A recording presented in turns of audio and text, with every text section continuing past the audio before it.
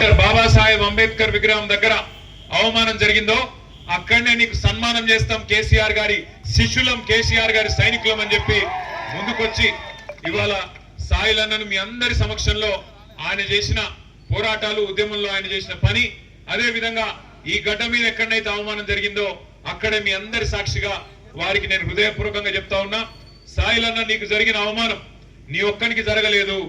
నీకు జరిగిన అవమానం తెలంగాణ ఉద్యమ బిడ్డలందరికీ, తెలంగాణలోని దళిత బిడ్డలందరికీ జరిగిన అవమానంగానే భావించి కేసీఆర్ గారి ఆదేశం మేరకు మేమందరం ఇక్కడికి వచ్చి ఇవాళ ఈ అంబేద్కర్ విగ్రహం సాక్షిగా చెప్తా ఉన్నాం, తప్పకుండా నీకు జరిగిన అవమానానికి అందరం కలిసి కట్టుగా బదులా తీసుకుందామా లేదా? తీసుకుంటాం, గట్టిగా కష్టపడతాం. తప్పకుండా ఈ దళిత వ్యతిరేక ప్రభుత్వాన్ని గద్దెదించేదాకా ఊకోమనే మాట కూడా నేను విజ్ఞప్తి చేస్తా ఉన్నా. ఒక్కసారి ఆలోచించమని కోరుతున్నా. ఇవాళ డాక్టర్ బాబాసాహెబ్ ఇక్కడ ఉన్నాడు, మనందరికీ దిశానిర్దేశం చేస్తా ఉన్నారు. ఆ బాబాసాహెబ్ రాసిన రాజ్యాంగం ఆధారంగానే, అందులో పొందుపరిచిన ఆర్టికల్ 3 ఆధారంగానే మనం రాష్ట్రం తెచ్చుకున్నాం. లేకపోతే ఎన్నటికీ వేరుపడే అవకాశం కూడా ఉండకపోతుండే ఆంధ్రప్రదేశ్లోకి వెళ్ళి. డాక్టర్ బాబాసాహెబ్ చెప్పిన మాట, బోధించు, సమీకరించు, పోరాడు.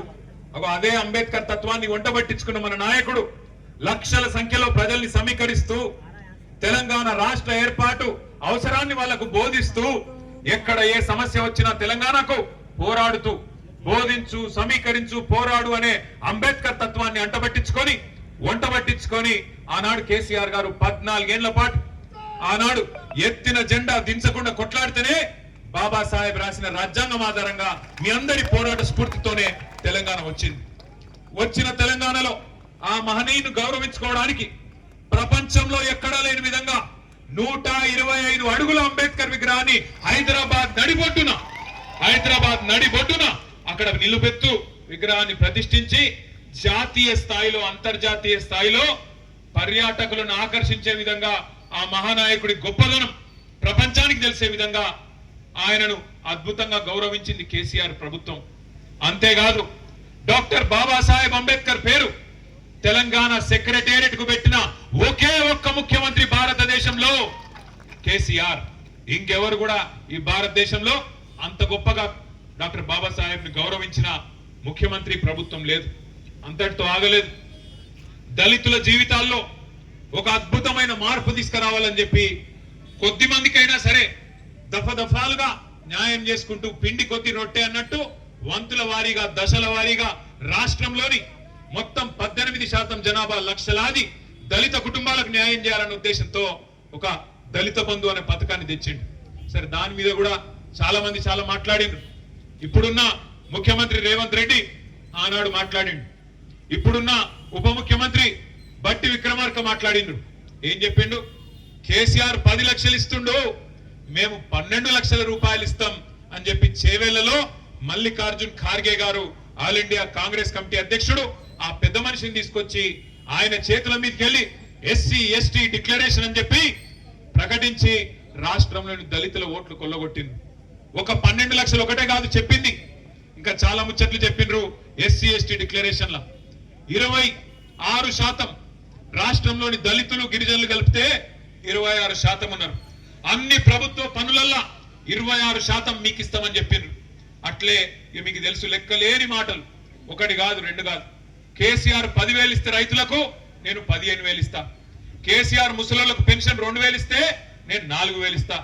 కేసీఆర్ ఇంట్లో ఒక ముసలయ్యకో ఇస్తుండు, నేను ఇద్దరికి ఇస్తా. అత్తకు 4,000, కోడలకు 2,500. చెప్పిరా లేదా? వచ్చినాయా?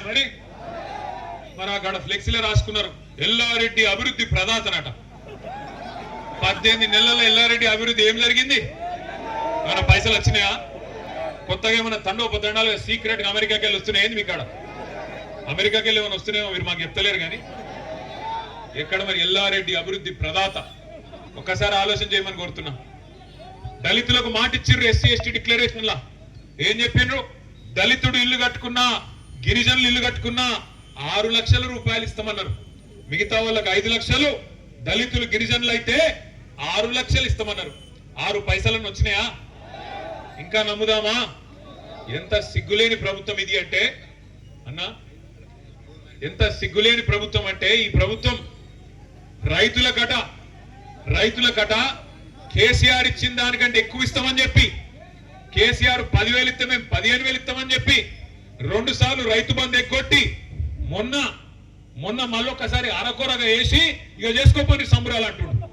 ఏది ఏక రైతు బంధు వేసి 2 సార్లు ఎగ్గొట్టి ఇప్పుడు ఎలక్షన్లు వచ్చినాయి కాబట్టి, ఓట్లు వచ్చినాయి కాబట్టి, ఇప్పుడు డబ్బలలో మళ్ళీ ఓట్లు వేసేది ఉన్నది కాబట్టి రైతు బంధు వేసి ఇక చేసుకోపోయి సంబరాలు అంటున్నాడు. వేద్దామా మరి, మళ్ళా గుద్దుదామా?